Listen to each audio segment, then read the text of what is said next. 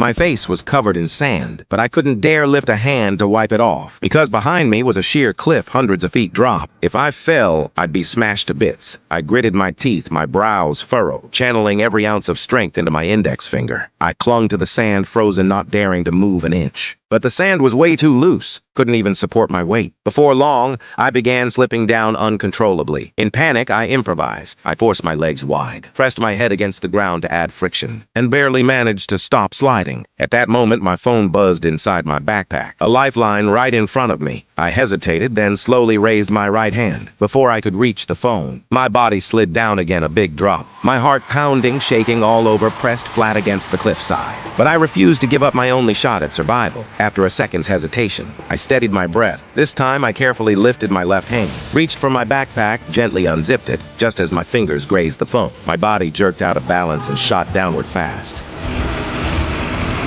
I smashed my limbs against the edge of the cliff, barely scraping out a living, but that was just the start of my nightmare. There was nowhere left to go. Soft sand overhead, hard rock beneath me. One wrong move and it would be over. Fear and helplessness washed over me. Then an idea hit me. I began softly muttering to myself, actually timing the waves crashing against the rocks below. After a few cycles, I picked my moment and spun around hard.